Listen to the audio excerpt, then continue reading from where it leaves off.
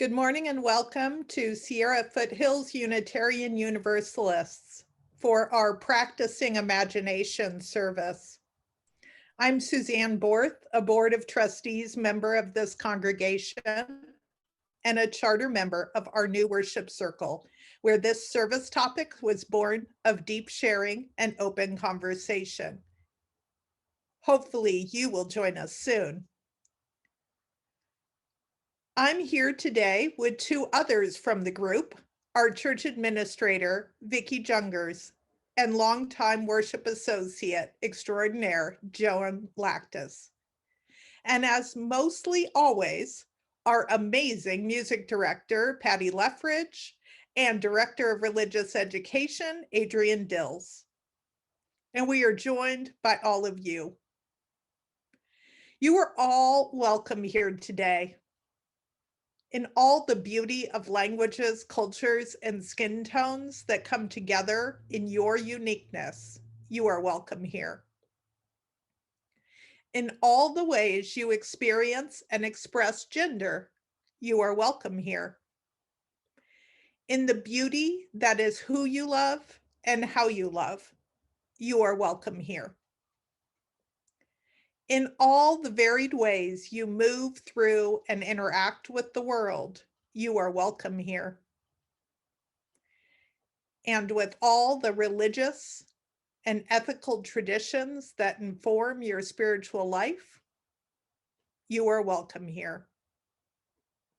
Whether you come feeling despair or hope for our world and its future, you are welcome here. Whether your imagination is vibrant and easily accessible, or whether your joy comes from routines, facts, and figures, you are welcome here. No matter how long you've been away, nor how soon you will return, you are welcome here. You are invited to join us with open mind, a loving heart, and helping hands. We welcome you today. I especially welcome newcomers. Our Zoom worship is not so different from our regular services. I'm not sure I even remember our regular services at this point. But regardless, each Sunday is a little different here, so please come back a few times to get to know us. Now, I invite Vicki to begin our worship by leading us in lighting our chalice. We light our chalice this morning with these words from the Reverend Scott Taylor. In the soft light of this flame. In the soft light of this flame, may our lives shimmer anew. May we notice new possibility in those relationships that seem lost. May the turning of the year give birth to a dream. May the emerging light pull a new story into view. May what is give way to what might be, and may we believe again in the world that we imagine. Now, if you'll join me for our opening hymn, Enter, Rejoice, and Come In.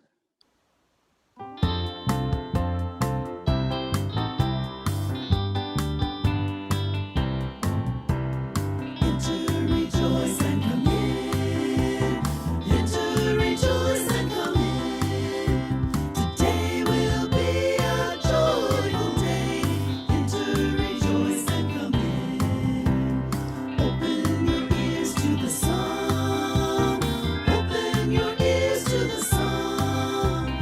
Today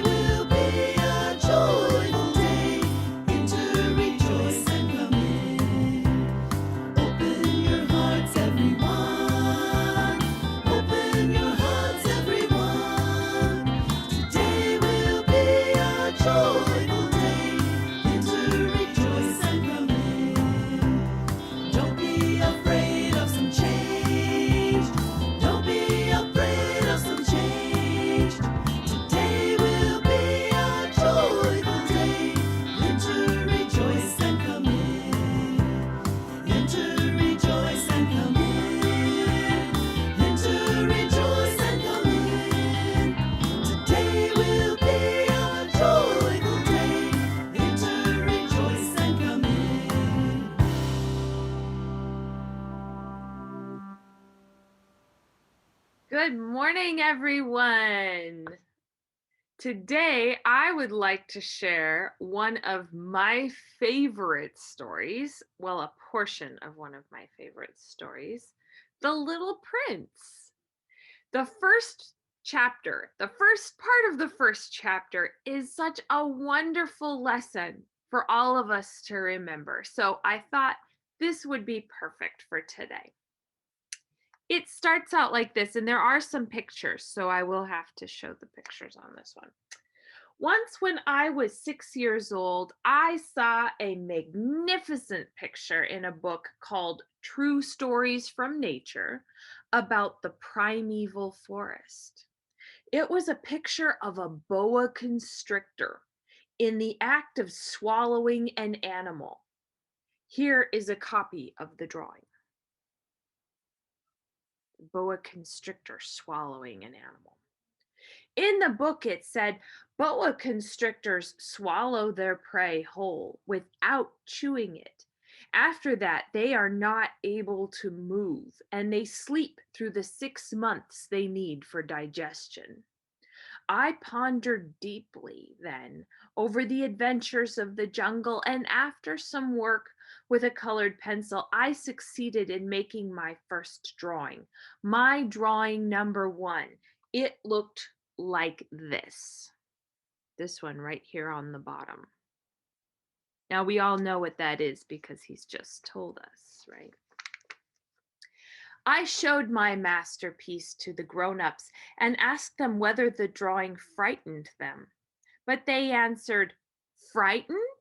Why should anyone be frightened of a hat?"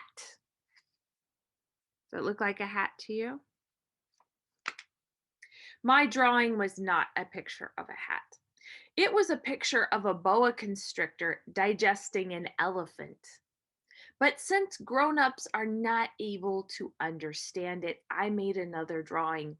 I drew the inside of the boa constrictor so that the grown-ups could see it clearly. They always needed to have things explained. My drawing number 2 looked like this. You can see the elephant inside the boa constrictor. That's a pretty good drawing.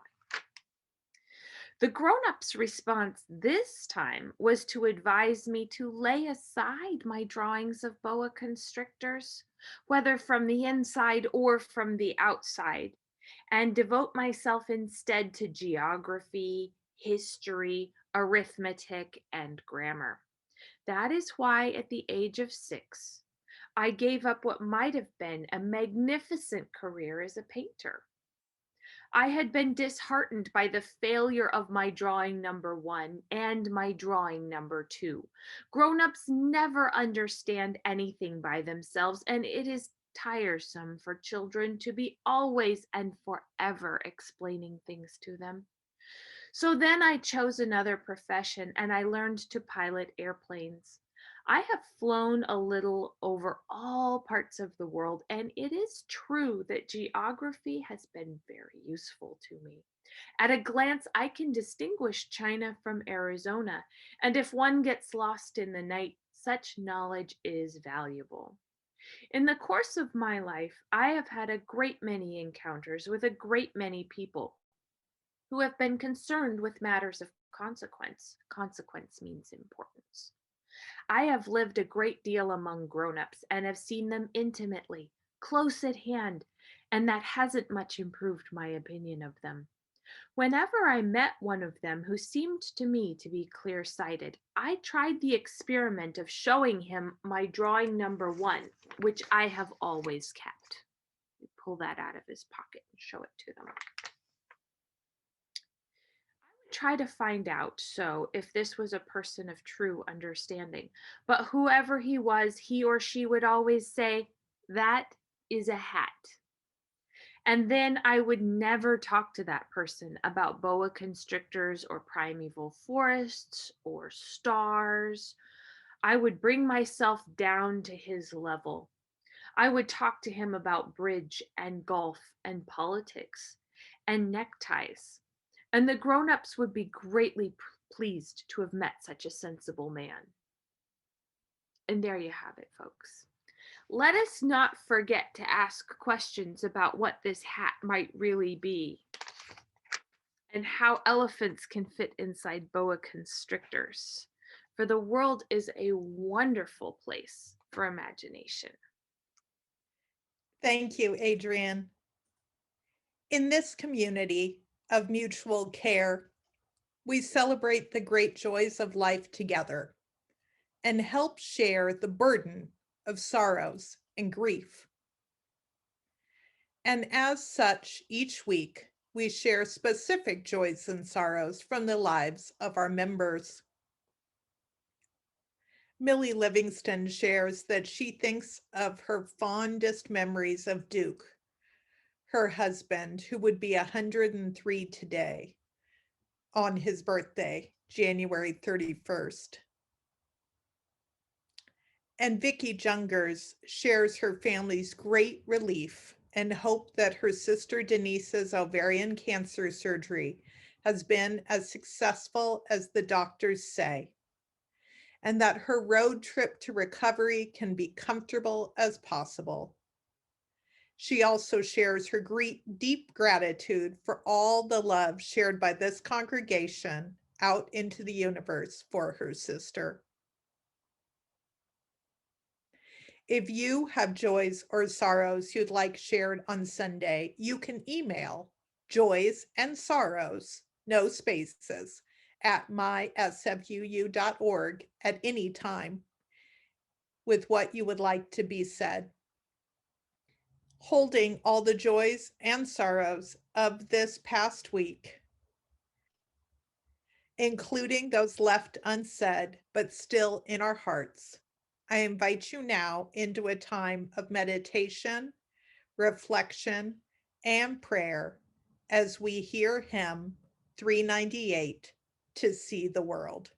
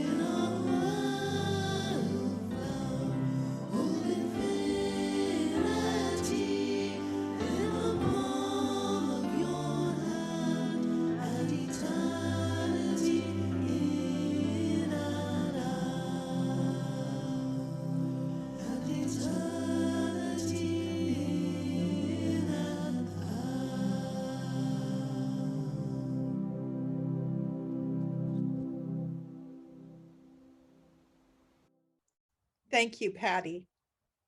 And now we'll hear from Joan Lactus. Good morning.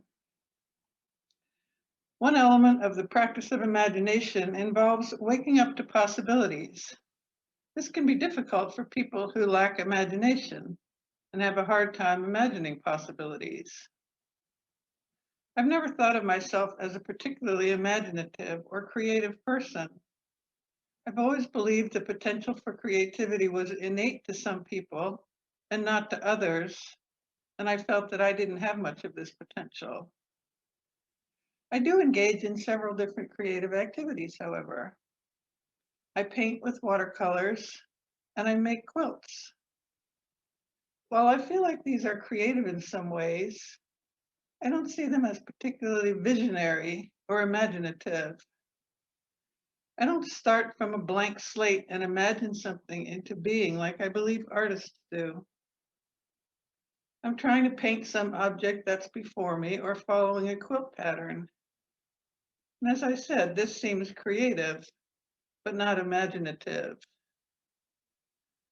But during my period of COVID-related isolation, I was casting about for things to do to keep me busy during the day. Someone posted on Facebook a link to a class called Painting with Scissors, offered by the London Drawing Group, an all-female art and teaching collective that works in London. I said to myself, well, quilting is sort of like painting with scissors. It's only an hour, and it costs just 10 pounds, which amounted to $13. So I thought, all right, I'll give it a chance, although I had no idea what it was. I joined the class, and what they told us was that this painting with scissors was a technique that Matisse used starting in the 1940s, where he would cut out shapes from paper and put them together to create images. The creative process involves roughly and quickly cutting out shapes using a particular technique with scissors without drawing in advance, just looking at the shape and cutting. Here are some pictures to give you a better idea of what it is. The first one shows Matisse in his studio cutting the paper, and the next two are two of his works that hang in the Museum of Modern Art in New York. The first one is part of a series he did based on plants and flowers. It's called The Palm. The second one is from photographs of circus performers, and it's called The Clown.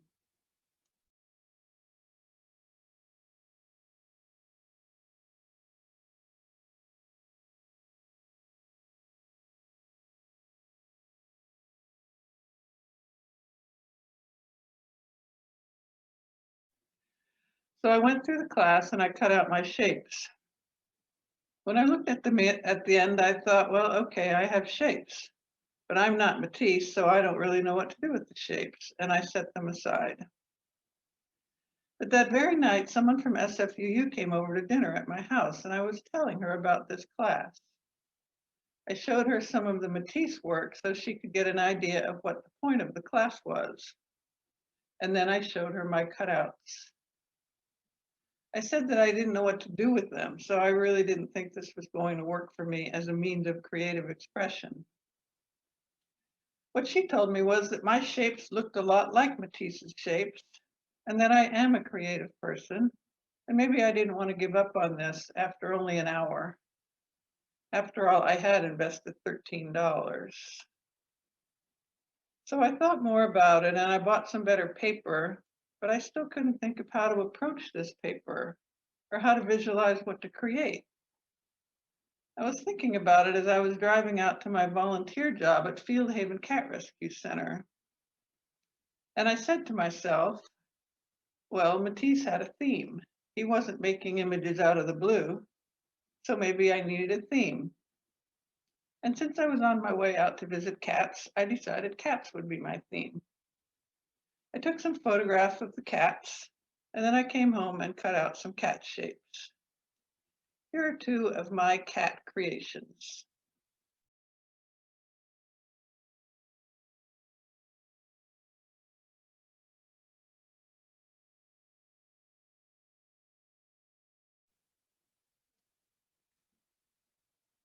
One of the things I found that I liked about this process was that I didn't have the kind of judgment about the finished product that I have with my quilts and watercolors.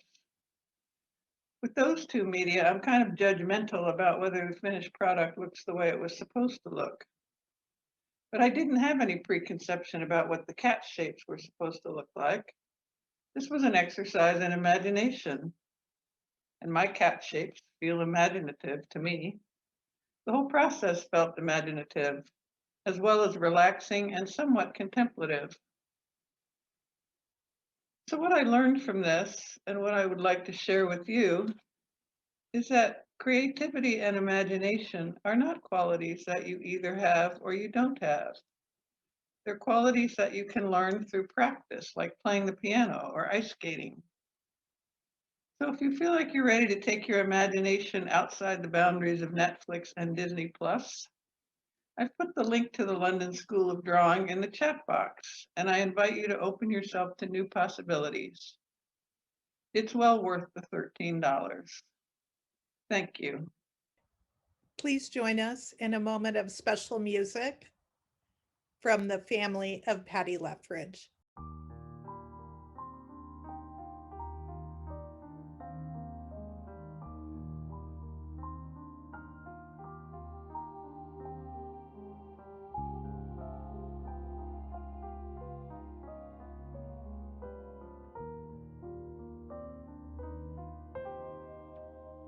Come with me and you'll be in a world of pure imagination. Take a look and you'll see into your imagination. We'll begin with a spin, traveling in a world of my creation. What we'll see will defy explanation.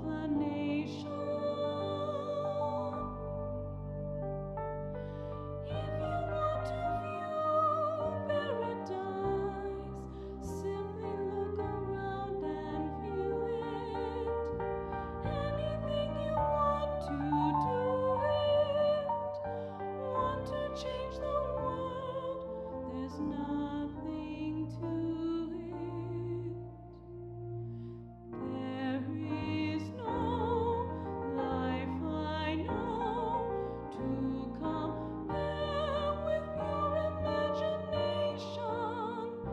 Living there, you'll be free if you truly wish to be.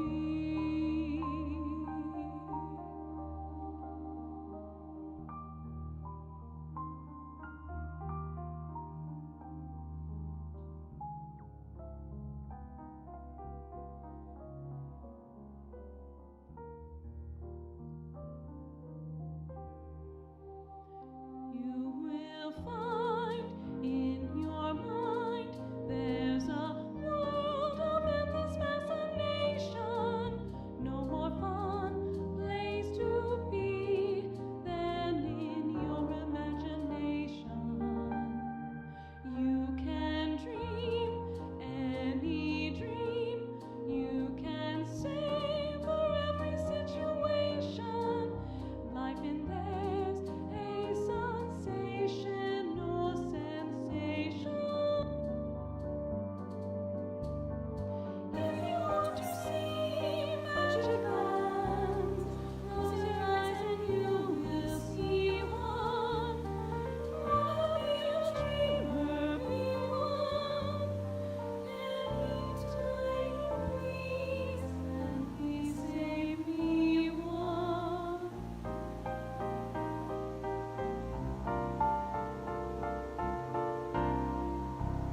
There is no place to go to compare with your imagination. So go there to be free if you truly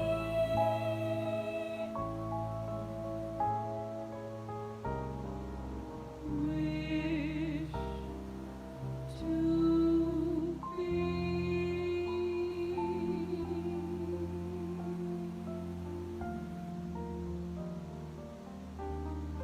Wish to be.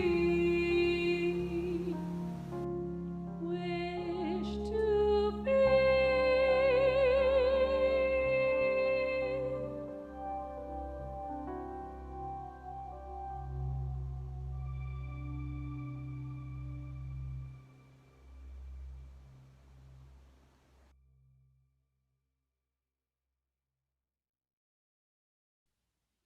I think I want to stay there.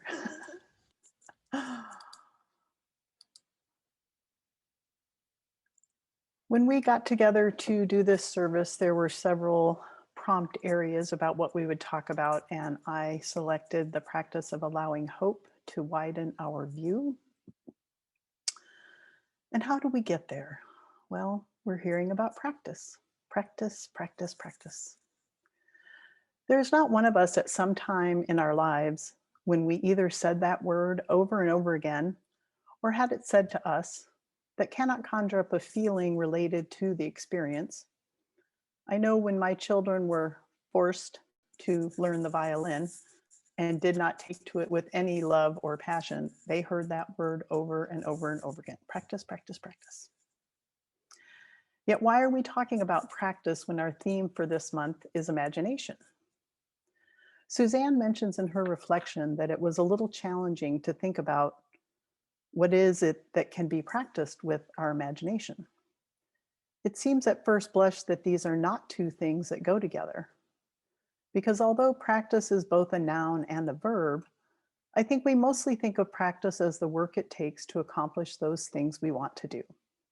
And the more we do it, the better we will become at it. We are taught to believe that practice will make us perfect. But what if the practice of imagination is simply an enhancement and not a perfection?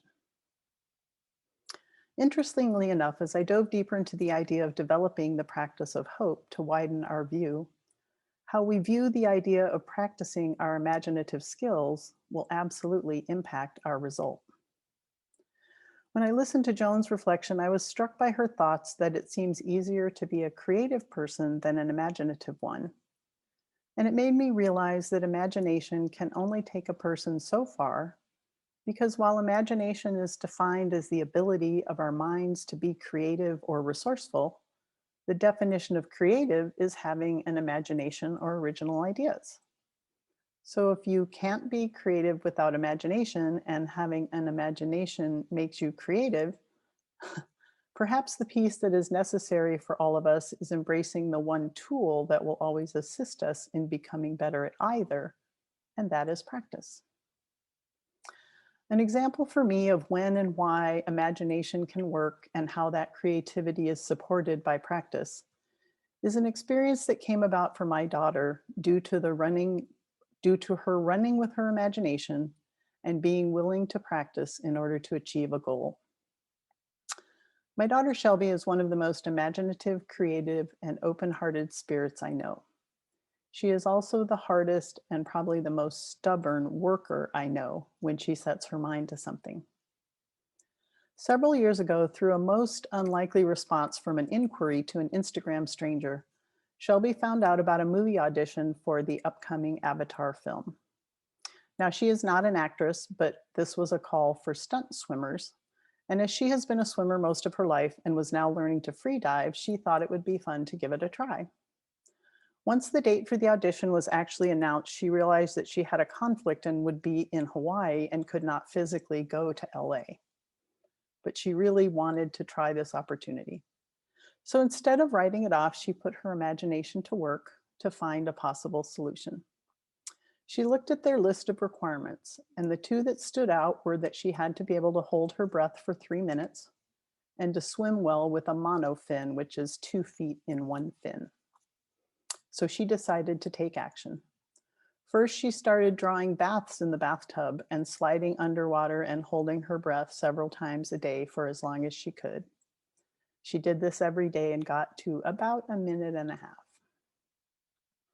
Then she looked up information on public pools that were open during the winter, and when she found one, she took 2 of her swim fins, taped them together to create a monofin, went down to the public pool and created an underwater video of her swimming and flipping around underwater with her homemade monofin held together with duct tape. With nothing but a whim and a wish, she emailed the video to the director and explained that she would love the opportunity to show up in person, and should they have another audition on a different date, she would be there with bells on. Long story short, this actually resulted in her ultimately swimming before the director, who then set her up for a free opportunity to work with a world-renowned freediver who spent an entire day teaching her methods to use in practicing for longer breath holds. She practiced as much as she could, not living near the water, and ultimately was one of a dozen people chosen as stunt swimmers for the film. Although her participation was small, as all the other 11 swimmers had years of stunt swimming experience, were Cirque du Soleil performers or renowned free divers, this college girl with nothing but a summer rec swimming in her past and a determined belief in herself ultimately learned to hold her breath for 5 minutes while laying on the bottom of a 10-foot pool with a 5-pound weight on her chest. Because she put her imagination to work and put practice behind the imagination, she obtained a highly unlikely goal that ended up allowing her into an incredibly special opportunity to participate in a small way in a film that will undoubtedly outwow its original version. And nothing in this experience made her monetarily wealthy or famous, but she never gave up and she never gave in, and she let herself imagine that she could make this happen in her life. For me, a lesson learned from this was no matter how unattainable we believe a goal may be, our dedication to one's belief is in great part what our imaginations are for. In following this line of thought, it's easier for me to understand what it can mean to step into the practice of allowing hope to widen our view. In this UU faith, we are often called to imagination. The song Imagine by John Lennon has been a banner to every person the world over that strives and hopes for world peace and a global community that works together for the betterment of all. I see and feel no greater imaginative goal than that. And while we can all feel the pain and the reality of our world is not there at this point in our history, and that the last 4 years felt that we were going further and further away from that goal, there was never a single day in these past 4 years where I truly lost hope. Because hope is the beacon that shines brightest in that place where imagination lives and grows. Not a one of us needs to ever consider that we are not creative enough or imaginative enough to have hope. For hope takes no skill or special aptitude. It takes belief, and all belief is grounded in imagining something you wish to be or to have. So it does not matter how you imagine the world or life or skill you hope to see. It matters that you practice your belief in that world or life or skill. Opening yourself up to finding ways to practice is what will widen your view. For some, it is the physical practice of meaningful work, of rolling up one's sleeves and working for social justice, for getting out the boat, for aiding the weakest in our world, educating and healing. For some, it is the inner practice of recognizing gratitude, living kindly, finding peaceful ways to work with others, recognizing the strength it takes to develop such practice in bringing hope and light into those things that challenge you. For some, it is the creative artistic process of practicing putting your hopes and dreams into something that will physically represent the imaginations of your heart, whether it is a craft or an art project, architecture, gardening, or cooking.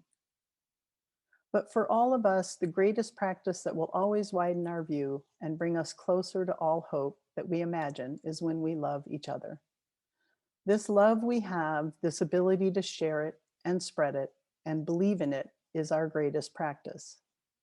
And it is this practice of love that precisely makes us a people of imagination. I would like to close with the opening statement that was in the Soul Matters small groups packet, and I can't attribute a single person to it because they didn't. It was a collaborative effort, this introduction. But it says, maybe our most important work is to reimagine imagination. Imagination's great gift is improvement. The deep magic lies in the way it can reshape our reality. We are urged to imagine the world we dream of, a world with more justice, more peace, more love. From that, a mysterious magnetism arises, a magnetism that pulls our imperfect present into an improved future. Imagination moves us forward, it makes us better. Yet there's a way in which this view of imagination impoverishes us as well. It steals the stage. It sometimes can shut out imagination's other precious gifts. For instance, think of what happened when you got out of bed this morning. After a shower and a cup of coffee, you didn't just pull on fresh clothes, but you also pulled out a jewelry box and slipped on your grandmother's ring. As you slid it on your finger, she slid not just into your memory, but into your day. Now, because of imagination, you aren't just elegant, you are accompanied. Or how about that invisible friend of yours when you were a child? Imagination made sure you didn't travel through those early years alone. It conjured up for you a loyal friend. Even today, amidst the bustle and hustle of adult life, tell me you didn't hear the guidance of ancestors and friends all day long. It's all one giant reminder that imagination doesn't just improve our lives, it populates it and illuminates it too. That's right. Imagination isn't just a force that drives us forward to a more perfect future. It also pulls the sacred into our impoverished present. Imagination is what transformed trees from potential wood into wise friends. Imagination is what moves us from lording over the natural world to seeing ourselves as a part of it. It gives the world a soul, and not just the natural world, but the ordinary world too. Through the lens of imagination, we perceive the common as precious, even miraculous. The laughter of our children becomes the sound of angels. Sunshine on our face becomes a greater treasure than gold. And our everyday lives are understood as amazing adventures and inexplicably lucky gifts. So yes, it is time to practice, practice, practice. Each of you is an amazing adventure with inexplicable gifts to be cherished and explored. Get creative.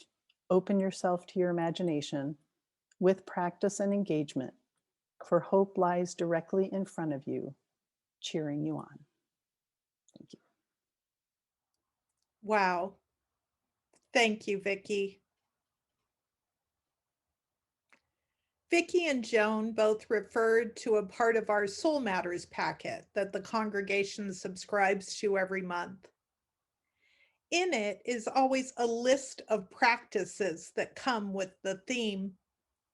As you know by now, our theme for January is imagination. With most themes, I can picture the spiritual practice that might equate to the particular idea, like writing about what we are thankful for when we focused on gratitude, or starting a meditation practice to better understand our concept of stillness. But imagination, what would we possibly practice with imagination? Well, Soul Matters offers up these 4 ideas. The practice of waking up to possibility, like Joan spoke about. The healing practice of putting ourselves in other people's shoes. The practice of completing the world by conjuring up its missing parts. And the practice Vicki just referred to in allowing hope to widen our view. The last year has been hard. COVID, more Black people dying at the hands of police and vigilantes, a painful and angry election cycle that ended in violence against our government officials and the institutions they represent.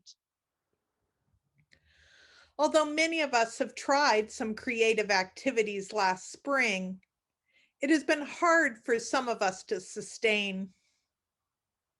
I have found it hard to be hopeful, impossible to be creative. And that has left many of us in a funk, finding it hard to envision a way out, hard to imagine a better future. So here we are, too tired to make stuff, no one to see, nowhere to go. So what do? Shop? Watch reality TV? But that might help in the short term, but how long is it really satisfying? Get out into nature? Do some volunteer work? That starts hitting the spot a little more. I'm getting a lot of temporary relief right now from planning trips that may or may not even happen. I'm going to go to Costa Rica and New Zealand, Germany, and the Netherlands. But this really does feel like imagination. I just can't get creative. There are, however, those who say that getting imaginative may be our only way out. Throughout history, some of the greatest inventions, songs, stories have come from a time of hardship and strife. We've all seen the memes regarding Newton's great work during the university closures due to the plague. And there is no doubt that the Renaissance came of the Dark Ages. And as Vicky referenced, John Lennon's Imagine, which came out of years of fear under the Cold War. People closer in space and time have been envisioning their own way out of totalitarian regimes, sexist, homophobic, racist cultures through their creative endeavors. You may or may not have heard of a Chinese installation artist known as Ai Weiwei. He has been making dissident art in opposition to his government's oppression for 2 decades. He came to the world's attention when he created the giant bird's nest at the Beijing Olympics. You all might have seen that. But he has also become a voice of creative power for people living under fascist governments and the refugees that such governments produce all over the world. About 5 years ago, Ai Weiwei, who after years of house arrest is now permanently exiled from China, did an installation where he took over Alcatraz. My husband Jeff and I were lucky enough to catch the understandably short period of time it was installed. His works focused on those who were political prisoners or had been exiled, like himself.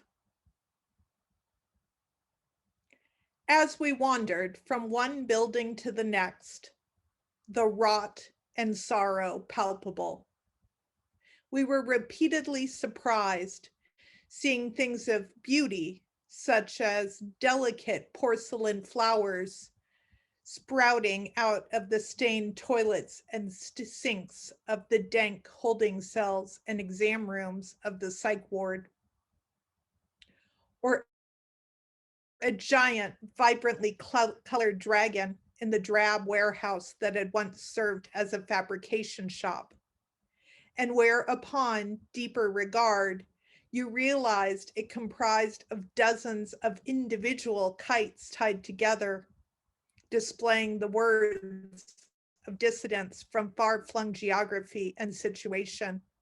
A fiery lizard bird forever entwined, flying to freedom on their precious and creative words. But most important to me, and the most relevant to our topic at hand, was the piece entitled Stay Tuned. In this interactive experience, one stepped into a 5 by 10 foot cell of the A block, sitting alone, facing the naked wall that had been gazed upon by generations of those deprived of their freedom. You suddenly realized you heard the words of those who had, when forced into a similar cell, figuratively or metaphorically, found their voice. As you stepped into and out of each cell, you heard their essays, their poems, their songs, the prophetic words of Martin Luther King, but also the punk rock anthems of Putin-imprisoned Pussy Riot and the soulful croon of Soweto uprising casualty and South African cultural treasure Fela Kuti, all transcending their capture by never giving up the freedom afforded by their imagination. Brought to us all by Ai Weiwei, using his own art to elevate their work and overcome his own pain in exile. His work screams out to me, it is crucial that we practice our imagination so we can manifest a better world. I pray that no one in this room ever faces such trials, but we all know our world is a scary place, and this year has been particularly cruel. So I ask you to join me. Practice waking up to possibility. Practice putting yourself in other people's shoes. Practice completing the world by conjuring up its missing parts. Practice of allowing hope to widen your view. And see the elephant in that snake.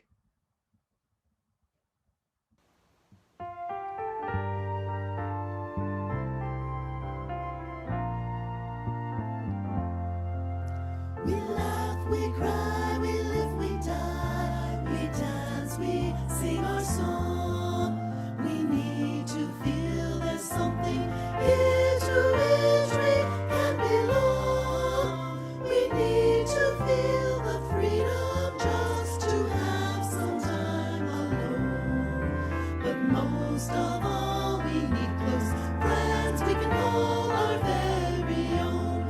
And we believe in life and in the strength of love. And we have found a need to be together. We have our hearts to give, we have our thoughts to receive, and we believe that sharing is an answer. A child is born among us and we feel a special glow. We see time's endless journey as we watch the baby grow. We thrill to hear imagination freely running wild. We dedicate our minds and hearts to the spirit of this child, and we believe in life and in the strength of love. And we have found a time to be together. And with the grace of age, we share the wonder of youth. And we believe that growing is an answer. Our lives are full of wonder and our time is very brief. The death of one among us fills us all with pain and grief. But as we live, so shall we die. And when our lives are done, the memories we've shared with friends will linger on and on. And we believe in life and in the strength of love. And we have found a place to be together. We have the right to grow. We have the gift to believe that peace within our living is an answer. We seek elusive answers to the questions of this life. We seek to put an end to all the waste of human strife. We search for truth, equality, and blessed peace of mind. And then we come together here to make sense of what we find. And we believe in life and in the strength of love. And we have found a joy being together. And in our search for peace, maybe we'll finally see. Even to question truly is an answer. Even to question